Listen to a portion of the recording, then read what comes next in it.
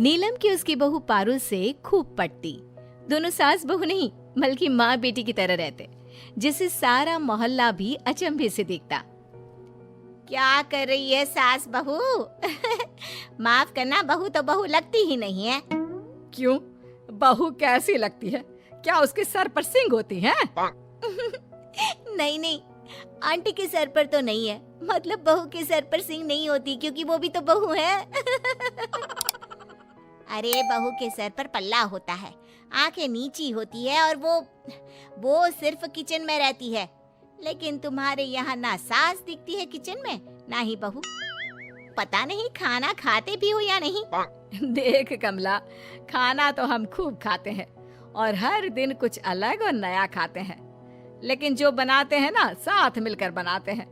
तू भी बहू का साथ दे, फिर जल्दी जल्दी काम खत्म करके बहू के साथ ऐश कर। क्यों बहू? तेरी बहू ने तुझे पागल बनाकर रखा है। अरे जो काम उसका है वो तुझसे करा रही है। और ये क्या पहना है? ये पजामा और कुर्ता है। बहू बोल रही थी कि फैशन में यही चल रहा है, तो मेरे लिए भी लेकर आ गई। पड़ोसन, जो कि सूरजमुखी के छापे वाली साड़ी पहनकर खड़ी थी। सारी जिंदगी तो साड़ी पहनी, क्या पता कल सास को मिनी स्कर्ट ही पहना दे। पड़ोसन ताने देकर जा रही होती है कि बहू देख रही है ना कितनी जलन भरी है, मेरे लिए तो खास कर। तभी तो माँ, जो जले उसे और जलाओ। एक रोज बहू सास के पास आती है और गले लगा लेती है। अरे क्या हो गया मेरी गुड़िया को? माँ, आज बेटी दिवस में आपने मेरे लिए पोस्ट डाली है। बहू को बेटी दिवस की शुभकामनाएं कौन देता है माँ? तू मेरी बेटी ही तो है, ये तो मानने वाली बात है बेटा। लेकिन कहते हैं ना, जमाने की नजर लग जाए तो अच्छा खासा घर खराब हो जाता है। किसी कारण से बहू की डेथ हो जाती है। उसके जाने के बाद उसकी फोटो के सामने, मेरी बहू को कोई वापस ला दो, मेरे जाने की उम्र में वो क्यों चली गई? माँ, आज उसे गए 1 महीना हो गया है। अब तो ठीक से खाना पीना शुरू कर दो, देखो कितनी पतली हो गई हो। खैर, लोगों की सलाह पर बेटा दूसरी शादी कर लेता है। शादी के बाद नई बहू, माँ जी कब तक गम में बैठी रहेंगी? ये लीजिए खाना खा लीजिए। सास नई बहू के हाथ से खाना लेकर फेंक देती है। मुंह मत दिखाना दोबारा। चली है मेरी बहू की जगह लेने वाली। और हाँ, उसके कमरे में ना तो उसके कपड़े और ना ही उसके गहने, किसी भी चीज को हाथ लगाने की कोशिश भी मत करना। बहू डर जाती है, वो वहां से चली जाती है। फिर रात को, माँ क्या हरकत है ये? आपने राधिका का दिया हुआ खाना फेंक क्यों दिया? अरे वो मर गई है, आपकी बहू अब राधिका ही है। नहीं, बिल्कुल नहीं, मेरी बहू ये कभी नहीं हो सकती। वही राधिका सास को मनाने की बहुत कोशिश करती, लेकिन सास को तो बहू के जाने का शौक लगा हुआ होता है। माँ को खाने में खीर पसंद है, आज मैं खीर बना देती हूँ। राधिका खीर बनाने लगती है, जिसकी महक से सास खुश हो जाती है। ये महक, ये तो मेरे बहू के हाथ के खीर की है। मैं जानती थी कि वो जरूर यहाँ आएगी। सास किचन में जाती है और देखती है कि राधिका खीर बना रही होती है। वो मेरी बहू पारुल कहाँ है? मुझे क्यों नहीं दिखाई दे रही? माँ जी, मैं हूँ यहाँ पर, मैं बना रही हूँ खीर। पारुल तो अब नहीं रही ना। तो तू क्यों मेरे और मेरी बहू के किचन में घुसी? हाँ, हट हट यहाँ से, मैं बनाती हूँ खाना। सास राधिका को किचन से निकाल देती है और खुद काम करने लग जाती है।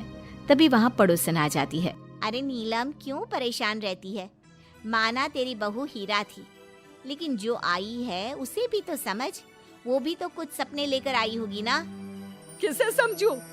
नहीं, वो मेरी बहू नहीं है, मेरी बहू का साया तो यही है।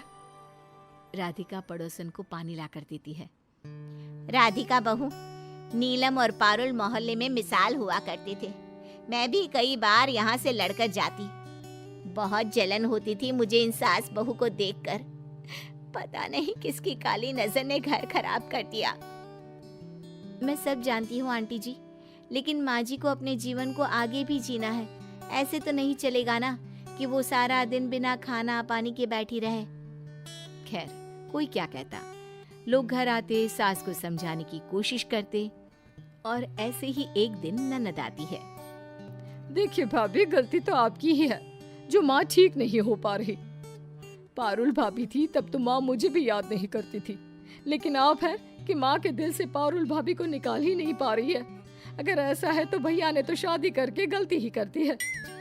राधिका को ननद की बात पर बहुत गुस्सा आता है, लेकिन वो करती भी क्या, शाम को पति से कहती है, मैंने हर काम करके देख लिया, लेकिन तुम्हारी माँ को पुरानी बहू की याद ही हमेशा सताती रहती है। मुझे लगता है मुझे अब इस घर से चले जाना चाहिए। देखो, हिम्मत मत हारो, मैं कोई उपाय करता हूँ जिससे माँ अब तुम्हें बहू मानने लगे। अगले दिन नहा धोकर राधिका पारुल की साड़ी पहन लेती है और सास को चाय देने जाती है।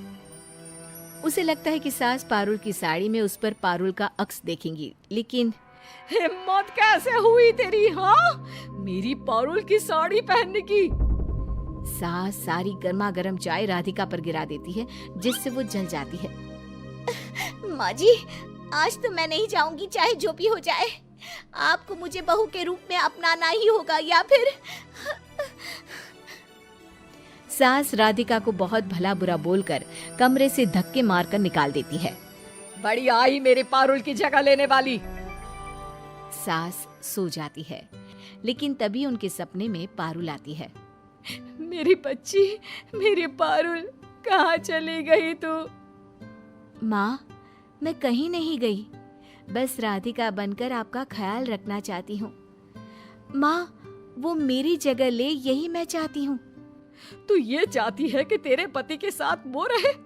तू चाहती है कि मैं उसे बहू मान लूं? नहीं बेटा, नहीं, मुझसे ये नहीं होगा।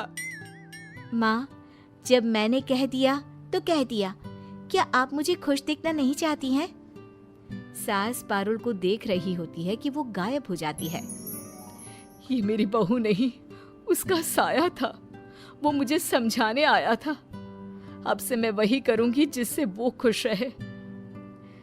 पानी, पानी, पानी, प्यास लगी है।